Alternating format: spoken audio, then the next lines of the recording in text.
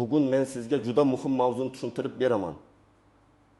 Avgustdan kuchga kiradigan yangi qoidalar oddiy odamlarning kundalik hayotiga, hujjat ishlariga, to'lovlariga, jarimalariga, bank va davlat xizmatlaridan foydalanishiga bevosita ta'sir qilishi mumkin. Bu ma'lumotni o'tkazib yuborsangiz, keyin bitta noto'g'ri harakat, bitta kechgan to'lov yoki bitta e'tiborsiz hujjat sabab ortiqcha xarajatga tushib qolishingiz mumkin. Shuning uchun videoni oxirigacha ko'ring. Men bugun murakkab rasmiy tilda emas, oddiy xalq tushunadigan qilib tushuntiraman. Avval qanday edi? Endi nima o'zgaryapti? Kimlar ehtiyot bo'lishi kerak? Kimlar vahimaga tushmasligi kerak? Qaysi joylarda odamlar ko'p xato qiladi va hozirdanoq nimalarni tayyorlab qo'yish kerak? Hozirning o'zida kanalga obuna bo'ling. Like bosib qo'ying. Chunki bunday ogohlantirishlar vaqtida yetib borishi juda muhim. Men birinchi navbatda bitta narsani aniq aytib qo'yaman. Har safar yangi o'y boshlanishi bilan ayrim tartiblar, tariflar, imtiyozlar, jarima qo'llash mexanizmlari yoki davlat xizmatlarining ko'rsatish tartibi yangilanishi mumkin. Ayniqsa 1 avgust kabi sanlarda ko'pchilik e'tibor bermaydigan, lekin hayotda seziladigan o'zgarishlar kuchga kiradi. Odamlar ko'pincha buni keyin bilib qoladi. Bankka borganda, jarima kelganda, ariza rad etilganda, kommunal to'lovda farq ko'ringanda yoki elektr tizim hujjatini qabul qilmaganda. Oldin ko'p ishlar odat bo'yicha yurardi. Masalan, kimdir hujjat topshirishda eski namunadagi ma'lumotnomani olib borardi. Kimdir to'lovni oxirgi kunga qoldirardi. Kimdir avtomobil jarimasini vaqtida tekshirmasdi. Kimdir subsidiya yoki nafaqa bo'yicha ariza berishda qaysi hujjat kerakligini aniq bilmasdi. Endi esa davlat xizmatlarining katta qismi elektron tizimlar orqali tekshirilgani uchun eski usulda yurish tobora qiyinlashyapti. Tizim sizning ma'lumotingizni avtomatik solishtiradi. Qarzingiz bormi? Ro'yxatdan o'tganmisiz? Hujjat muddati o'tmaganmi? To'lov qilinganmi? Avvalgi arizangiz bo'yicha muammo bormi? Mana shu joyda eng katta muammo chiqadi. Odam o'zicha hammasi joyida deb o'ylaydi, lekin tizimda bitta xatolik turgan bo'lishi mumkin. Masalan, pasport ma'lumotidagi bitta harf noto'g'ri yozilgan, telefon raqam eski, yashash manzili yangilanmagan. Stil yoki joylashish ma'lumotlari bir-biriga mos kelmaydi. Bank kartasi faol emas, kommunal hisob raqamida qarzdorlik ko'rinib turibdi. Bunday holatda odam davlat xizmatidan foydalana olmaydi yoki jarayon cho'zilib ketadi. 1 avgustdan keyin aynan shunday mayda ko'ringan narsalar katta muammoga aylanishi mumkin. Men buni eng sodda qilib tushuntiraman. Yangi tartiblarning asosiy maqsadi odamlarni ko'proq rasmiy, elektron va shaffof tizimga o'tkazish. Ya'ni davlat xizmatiga murojaat qilsangiz, qog'oz ko'tarib yurish kamayadi, lekin shaxsiy ma'lumotlaringiz to'g'ri bo'lishi shart. To'lov qilsangiz, kvitansiyani yo'qotib qo'yish kamroq muammo bo'ladi. Lekin to'lov aynan to'g'ri hisob raqamiga tushgan bo'lishi kerak. Jarima yoki qarzdorlik bo'lsa, uni yashirib bo'lmaydi. Chunki boshqa xizmatlardan foydalanishda ham ko'rinib qolishi mumkin. Avval ayrim odamlar bitta idoraga borib, keyin boshqa idoradan ma'lumotnoma olib, yana qaytib kelardi. Endi ko'p joyda tizim o'zi tekshiradi. Bu yaxshi tomoni vaqt tejaydi, lekin yomon tomoni shuki, agar tizimdagi ma'lumot eskirgan bo'lsa, oddiy odam men aybdor emasman deb turib qoladi, lekin arizasi baribir yurmaydi. Shuning uchun men doim aytaman, yangi qoidalar chiqsa, birinchi navbatda vahima qilish emas, o'z ma'lumotlaringizni tekshirish kerak. Masalan, siz farzandingizni bog'chaga joylashtirmoqchisiz. Avval mahalla, tuman bo'limi yoki tanish-bilish orqali navbat haqida og'zaki ma'lumot olib yurish ko'p uchrardi. Endi esa elektron navbat, yashash manzili, bolaning tug'ilganlik guvohnomasi, ota-onaning ma'lumotlari va ayrim imtiyozlar tizimda ko'rinishi kerak. Agar bolaning hujjatida familiya boshqacha yozilgan bo'lsa yoki ota-onaning telefon raqami o'zgargan bo'lsa, xabar sizga kelmasligi mumkin. Natijada navbatingiz kelganini bilmay qolishingiz mumkin. Mana shuning o'zi oddiy o'ylab katta zarar, vaqt ketadi, joy ketadi, keyin yana kutish boshlanadi. Yana bir misol. Siz bankdan kredit olmoqchisiz yoki muddatli to'lovga telefon, maishiy texnika olmoqchisiz. Oldin ayrim holatda daromad haqida og'zaki ma'lumot yoki ish joyidan qog'oz ma'lumotnoma yetarli bo'lib qolardi. Endi esa ko'p banklar rasmiy daromad, soliq to'lovlari, kredit tarixi, oldingi qarzdorlik va kartadagi aylanmalarni ko'radi. Agar sizning nomingizda eski 7000 so'mlik ham bo'lsa yopilmagan qarzdorlik turgan bo'lsa, tizim sizni xavfli mijoz deb ko'rsatishi mumkin. Odam esa hayron bo'ladi. Men katta qarzdor emasman-ku, lekin tizim uchun qarzning kichik yoki kattaligi emas, uning yopilmaganligi muhim. Birinchi navbatda avtomobil haydovchilari ehtiyot bo'lishi kerak. Chunki jarimalar, sug'urta, texnik ko'rik ishonchnoma avtomobilni boshqa shaxsga berish. Radar va kamera orqali qayd etilgan qoidabuzarliklar bo'yicha elektron nazorat kuchaygan sari mas'uliyat ham ortadi. Masalan, mashina sizning nomingizda, lekin uni ukangiz haydayapti. Kamera qoidabuzarlikni qayd etdi. Jarima kimga keladi? Asosan avtomobil egasiga keladi. Siz men haydamaganman deb keyin isbotlashga harakat qilishingiz mumkin. Lekin buning o'zi vaqt, asab va qo'shimcha harakat talab qiladi. Shuning uchun avtomobilni kimga berayotganingizni. Sug'urta qamrovida u odam bor yo'qligini ishonchnoma kerakmi yo'qmi? Bularni oldindan tekshiring. Ikkinchi toifa tadbirkorlar va o'zini o'zi band qilganlar. 1 avgustdan keyin yangi tartiblar ko'pincha aynan hisobot. Chek berish, onlayn kassa, to'lovni rasmiy qabul qilish, ijara shartnomasi, ishchi bilan munosabat, soliq ma'lumotlari kabi yo'nalishlarda seziladi. Masalan, kichik do'kon egasi kuniga 1 million so'm savdo qiladi. Lekin to'lovlarning bir qismi karta orqali, bir qismi naqd, bir qismi shaxsiy kartaga tushadi. Agar keyin tekshiruvda savdo aylanmasi bilan hisobot mos kelmasa savol tug'iladi. Men tadbirkorlarga doim aytaman. Pul oqimini shaxsiy hayot va biznes uchun aralashtirmang. Bugun bu qulay tuyuladi, ertaga izoh berish qiyin bo'ladi. Uchinchi toifa nafaqa, moddiy yordam, subsidiya, imtiyoz yoki davlat yordamiga ariza beradigan fuqarolar. Bu yerda eng ko'p uchraydigan muammo daromad, mulk, avtomobil, bankdagi mablag' yoki oila tarkibi haqidagi ma'lumotlar bilan bog'liq. Masalan, oila o'zini kam ta'minlangan deb hisoblaydi. Lekin tizimda oila a'zolaridan birining nomida avtomobil borligi chiqadi. Odam aytadi, bu mashina ishlamaydi, garajda turibdi. Lekin tizim avval faktni ko'radi. Nomingizda mol-mulk bor. Shuning uchun ariza berishdan oldin oila a'zolarining nomida nima bor? Qaysi manzilda ro'yxatda rasmiy daromad qayerdan tushyapti? Bularni tekshirish kerak. 4-toifa chet elga chiqadiganlar. Ishlashga ketadiganlar yoki chetdan pul qabul qiladiganlar. Pasport muddati, qarzdorlik, aliment sud yoki ijro hujjati, bankdagi blokirovka, soliq qarzi kabi masalalar safar oldidan tekshirilmasa. Odam aeroportda yoki chegaradan noqulay vaziyatga tushib qolishi mumkin. Men amaliyotda ko'p ko'rganman. Odam chipta olgan, ish beruvchi kutyapti, lekin eski qarzdorlik yoki ijro hujjati sabab muammo chiqadi. Eng yomoni, buni oxirgi kuni biladi. Shuning uchun 1 avgustdan keyingi davrda har qanday safardan oldin elektron tizimlardan o'zingizni tekshirishni odat qiling. Endi muhim jihat, hamma ham qo'rqib ketish shart emas. Agar sizning hujjatlaringiz joyida bo'lsa, to'lovlaringiz o'z vaqtida qilingan bo'lsa, jarimalaringizni tekshirib tursangiz, arizalarni rasmiy kanallar orqali bersangiz, yangi qoidalar sizga ko'proq qulaylik yaratadi. Masalan, oldin bir ma'lumotnoma uchun tuman markaziga borardingiz, navbat kutardingiz. Keyin yana nusxa ko'chirtirardingiz. Endi ko'p holatda elektron ariza berish, SMS orqali xabar olish, shaxsiy kabinet orqali javobni ko'rish mumkin. Bu vaqtni tejaydi. Agar siz oddiy ishchi bo'lsangiz, rasmiy ish joyingiz bo'lsa, maoshingiz kartaga tushsa, soliqlar ushlab qo'linayotgan bo'lsa, kreditlaringizni vaqtida yopayotgan bo'lsangiz, siz uchun asosiy vazifa faqat ma'lumotlarni tekshirib turish. Vahima qilish shart emas. Lekin menga tegishli emas deb butunlay beparvo bo'lish ham noto'g'ri. Chunki ko'p muammolar odam qasddan qonun buzgandan emas, e'tiborsizlikdan chiqadi. Telefon raqamini almashtirgan, lekin bankka aytmagan, yashash manzilini o'zgartirgan, lekin ro'yxatni yangilamagan, jarima kelgan, lekin SMS eski raqamga ketgan. Keyin jarima ustiga qo'shimcha xarajat qo'shiladi. Keling, birinchi misolni olaylik. Toshkent viloyatida yashovchi bir fuqaro avtomobilni sotmoqchi. U oldindan xaridor topgan, narxni 1 million so'mga kelishgan.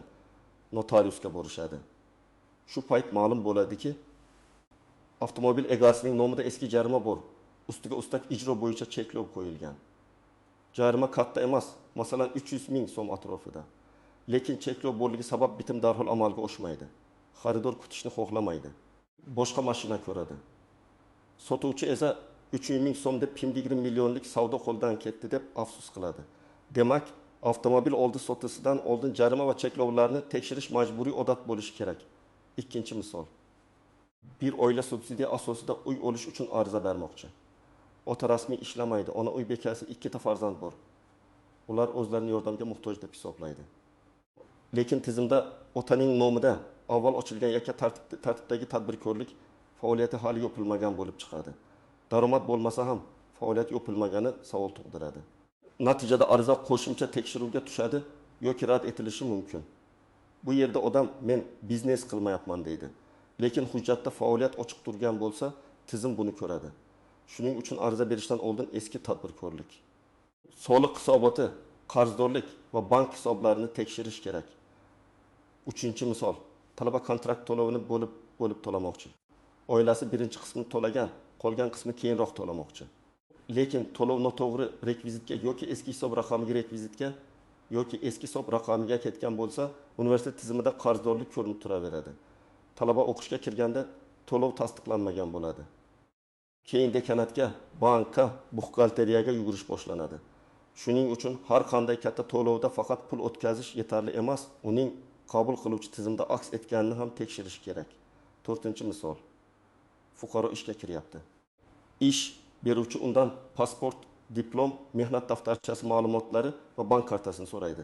Hujjatlarning birida familiya lotin yozuvida boshqacha, boshqasida apostrof boshqacha, uchinchisida tug'ilgan sana xato kiritilgan. Oldin bunday xato ko'zdan qochishi mumkin edi. Endi elektron tizimlarda mos kelmasa, ishga rasmiylashtirish cho'ziladi.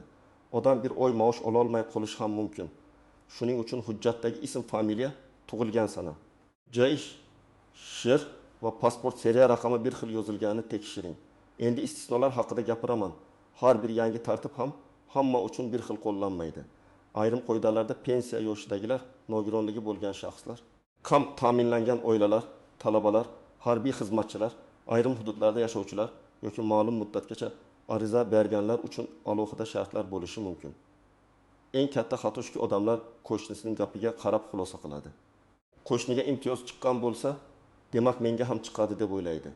Yo'q, har bir oilaning tarkibi, daromadi, mulki, ro'yxati va hujjati alohida baholanadi.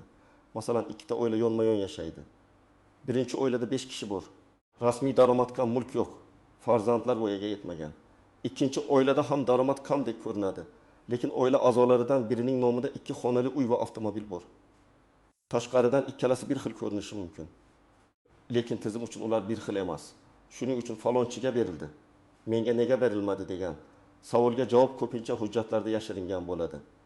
Yana bir nozik jihat muddatlar. Ko'p odamlar qoidaning o'zidan emas, muddatni o'tkazib yuborgandan yutqazadi. Masalan, arizani 2 avgustdan oldin berganlar eski tartibda ko'rilishi, 2 avgustdan keyin berganlar yangi tartibda ko'rilishi mumkin. Yoki aksincha, yangi imtiyoz faqat 1 avgustdan keyingi arizalarga tatbiq etilishi mumkin. Shuning uchun har bir ishda sanani aniq yozib oling. Ariza qachon berildi, javob qachon keldi, to'lov qachon qilindi, shikoyat qilish muddati qachongacha. Og'zaki gapga suyanmang. Yana bir tuzoq, norasmiy vositachilar. Yangi qoidalar chiqqanda darhol men qilib beraman, navbatsiz hal qilaman, jarimani o'chirib beraman, subsidiya chiqarib beraman degan odamlar ko'payadi. Men bunday va'dalarga juda ehtiyot bo'lishni maslahat beraman. Chunki rasmiy tizimda ko'rinadigan jarayonni chetdan turib o'chirib yuborish yoki aylanib o'tish ko'p hollarda yo noqonuniy, yo firibgarlik bo'ladi. Siz pul berasiz, hujjatlaringizni berasiz. Keyin muammo chiqsa, mas'uliyat sizning zimmangizda qoladi. Endi men aniq nima qilish kerakligini aytaman. Birinchi qadam, shaxsiy hujjatlaringizni tekshiring. Pasport yoki ID karta muddati, she'r, yashash manzili, telefon raqam, oilaviy holat, farzandlarning tug'ilganlik guvohnomasi, nikoh yoki ajrim hujjatlari joyida bo'lsin. Agar hujjatda xato bo'lsa, keyin tuzataman demang. Aynan shunday kichik xatolar eng kerakli paytda yo'lingizni to'sadi. Ikkinchi qadam, qarzdorliklarni tekshiring. Kommunal to'lovlar, soliq, jarima, kredit, aliment, ijro hujjatlari. Bankdagi kechikishlar bo'yicha shaxsiy holatingizni ko'rib chiqing. Buning uchun davlat xizmatlari markaziga borish mumkin. Yagona interaktiv davlat xizmatlari portali orqali tekshirish mumkin. Bank ilovalari va tegishli rasmiy tizimlardan foydalanish mumkin. Muhimi, faqat bitta joyga qarab xulosa qilmang. Masalan, bank ilovasida qarz ko'rinmasligi mumkin, lekin ijro hujjati boshqa tizimda turishi mumkin. Uchinchi qadam, katta xarid yoki bitimdan oldin tekshiruv qiling. Uy sotib olish, avtomobil sotish, kredit olish, ipoteka, ijara shartnomasi, biznes ochish kabi ishlarni boshlashdan oldin hujjatlarni tayyorlang. Uy bo'yicha kadastr hujjati, mulkdorlar roziligi, qarzdorlik yo'qligi, taqiq yoki garov bor yo'qligi muhim. Avtomobil bo'yicha jarima, taqiq, sug'urta, texnik holat va egasi haqidagi ma'lumotlar muhim. Kredit bo'yicha esa daromad. Kredit tarixi va mavjud majburiyatlar muhim. 4-qadam, ariza topshirayotganda nusxa va tasdiqni saqlang. Elektron ariza bersangiz, ariza raqamini yozib oling. Qog'oz topshirsangiz, qabul qilingan sana va mas'ul shaxsni qayd qiling. To'lov qilsangiz, kvitansiyani saqlang. Agar SMS kelsa, o'chirib yubormang. Agar javob elektron kabinetga tushsa, uni yuklab oling. Chunki keyin nizo chiqsa, men topshirganman degan gap emas, dalil ishlaydi. 5-qadam. Telefon raqamingizni yangilang. Juda oddiy eshitiladi, lekin eng ko'p muammo shu yerda. Bank, davlat xizmatlari portali, soliq tizimi, kommunal xizmatlar, mobil operator va boshqa muhim profillarda eski raqam turgan bo'lsa, ogohlantirishlar sizga kelmaydi. Odam keyin meni hech kim xabardor qilmadi deydi. Lekin tizim xabar yuborgan bo'lishi mumkin. Faqat eski raqamga ketgan. Shuning uchun bugunoq asosiy xizmatlarda telefon raqamingiz to'g'riligini tekshiring. 6-qadam, oilaviy hujjatlarni tartibga keltiring. Ko'p qarorlar yakka odamga emas, oila tarkibiga qarab chiqadi. Kim bir manzilda ro'yxatda, kim rasmiy daromad oladi, kimning nomida mulk bor. Voyaga yetmagan farzandlar kim bilan yashaydi? Aliment bormi? Bular ariza natijasiga ta'sir qiladi. Agar siz moddiy yordam, subsidiya yoki imtiyozga ariza bermoqchi bo'lsangiz, oldindan oila a'zolaringiz bilan barcha ma'lumotlarni aniqlashtiring. Keyin tizimda kutilmagan fakt chiqib, ariza rad bo'lishidan ko'ra, hozir bilib olgan yaxshi. 7-qadam, rasmiy manbani o'qing. Men har doim bitta narsani ta'kidlayman. Telegramdagi qisqa xabar yoki tanishning gapi yakuniy hujjat emas. Qaror, farmon, nizom, vazirlik yoki idoraning rasmiy izohi bo'lishi kerak. Agar qoidaning aniq matnini tushunmasangiz, davlat xizmatlari markazidan, mas'ul idoradan yoki malakali mutaxassisdan yozma izoh so'rang. Og'zaki maslahat ba'zan yordam beradi, lekin huquqiy nizoda yozma javobning kuchi boshqacha. Agar sizga nisbatan noto'g'ri jarima, noto'g'ri qarzdorlik yoki asossiz rad javobi chiqqan bo'lsa, hissiyot bilan emas, tartib bilan harakat qiling. Arizada avval o'zingiz haqingizdagi ma'lumotlarni yozing. Ism, familiya, shir, telefon raqam, manzil. Keyin muammoni aniq bayon qiling. Qaysi sanada murojaat qilgansiz, qaysi xizmat bo'yicha, qanday javob kelgan, nima sababdan uni noto'g'ri deb hisoblaysiz. Keyin dalillarni ilova qiling. Kvitansiya, shartnoma, skrinshot, ma'lumotnoma. Oldingi javob, bank to'lovi, foto yoki boshqa hujjatlar. Arizada iltimos ko'rib bering deb umumiy yozib qo'ymang. Aniq talab yozing. Masalan, mazkur qarzdorlik bo'yicha ma'lumotni qayta tekshirishingizni, noto'g'ri kiritilgan ma'lumotni tuzatishingizni, arizamni qayta ko'rib chiqishingizni, rad javobining huquqiy asosini yozma ravishda taqdim etishingizni so'rayman deb yozish kerak. Shunda idora ham sizning nima talab qilayotganingizni aniq tushunadi. Murojaatni davlat xizmatlari markazi orqali, rasmiy veb-sayt orqali, yagona portal orqali yoki idoraning qabulxonasi orqali berish mumkin. Eng muhimi, murojaat ro'yxatga olingani tasdiqlovchi raqam bo'lsin. Agar siz faqat telefon qilib gaplashsangiz, keyin dalil bo'lmaydi. Agar rasmiy murojaat raqami bo'lsa, uni kuzatish, muddatini nazorat qilish va kerak bo'lsa, yug'ori tashkilotga shikoyat qilish mumkin. Birinchi xato, oxirgi kunni kutish. Hujjat muddati tugayapti, to'lov kuni yaqin, ariza muddati bitayapti, lekin odam ertaga qilaman deb yuradi. Tizim ishlamay qolishi, internet bo'lmasligi, bank to'lov kech tushishi, navbat ko'p bo'lishi mumkin. Shuning uchun muhim ishlarni kamida bir necha kun oldin bajaring. Ikkinchi xato, kvitansiyani saqlamaslik. Pul o'tdi-ku deb o'ylashadi. Lekin pul noto'g'ri joyga tushsa yoki tizimda aks etmasa, kvitansiya asosiy dalil bo'ladi. Ayniqsa kontrakt, jarima, soliq, kommunal to'lov, davlat boji kabi to'lovlarda kvitansiyani albatta saqlang. 3-xato. Hujjatni boshqa odamga berib yuborish. Pasport nusxasi, bank karta ma'lumoti, SMS kod, elektron imzo kaliti juda muhim. Ishni tezlashtirib beraman degan odamga bularni berish xavfli. Elektron imzo bilan sizning nomingizdan shartnoma tuzish, ariza berish, hatto moliyaviy majburiyat olishi mumkin. Keyin men bilmaganman deyish muammoni darhol hal qilib bermaydi. 4-xato, eski ma'lumot bilan yashash. Manzil o'zgargan, familiya o'zgargan, telefon raqam o'zgargan, ish joyi o'zgargan, lekin tizimlarda yangilanmagan. Bunday paytda rasmiy xabar boshqa joyga ketadi. Ariza rad bo'ladi yoki xizmat ko'rsatish cho'ziladi. 5-xato, hamma gap ishonish. Yangi qoidalar chiqqanda vahima tez tarqaladi. Kimdir hammani jarimaga tortishadi deydi. Kimdir endi bu xizmat yopildi deydi. Kimdir bugun topshirmasang bo'lmaydi deydi. Men tomoshabinlarga maslahat beraman. Har bir xabarning manbasini tekshiring. Rasmiy manba bo'lmasa, darhol qaror qabul qilmang. Demak, 1 avgustdan boshlab yangi tartiblar odamlarning hayotida bir nechta yo'nalishda sezilishi mumkin. Hujjatlarni tekshirish, elektron xizmatlardan foydalanish, qarzdorlik va jarimalarni nazorat qilish, to'lovlarni rasmiylashtirish, ariza berish va imtiyozlardan foydalanish. Bu qoidalar kimnidir qo'rqitish uchun emas, lekin beparvo odamga muammo tug'dirishi aniq. Kim hujjatini tartibga keltirsa, to'lovini vaqtida qilsa, rasmiy kanallardan foydalansa va dalillarni saqlasa, u o'zini ancha himoyalangan his qiladi. Men sizga bugun eng muhim narsani aytdim. Yangi qoidani kutib o'tirmang, o'zingizni oldindan tekshiring. Pasport va ID kartangizni, telefon raqamingizni, qarzdorliklaringizni, jarimalaringizni, bank va soliq ma'lumotlaringizni, oila tarkibi va mulk hujjatlarini ko'rib chiqing. Agar ariza bermoqchi bo'lsangiz, hujjatlarni oldindan tayyorlang. Agar rad javobi kelsa, rasmiy yozma murojaat qiling. Agar kimdir pul bersan hal qilib beraman desa 2 marta o'ylang. Sizningcha 1 avgustdan keyingi yangi tartiblar odamlar uchun qulaylik yaratadimi yoki aksincha ortiqcha muammo keltirib chiqaradimi? Fikringizni izohlarda yozib qoldiring. Agar bu video sizga foydali bo'lgan bo'lsa, albatta like bosing, yaqinlaringizga yuboring va kanalga obuna bo'ling. Chunki bunday ma'lumotni vaqtida bilgan odam pulini ham, vaqtini ham, asabini ham asraydi.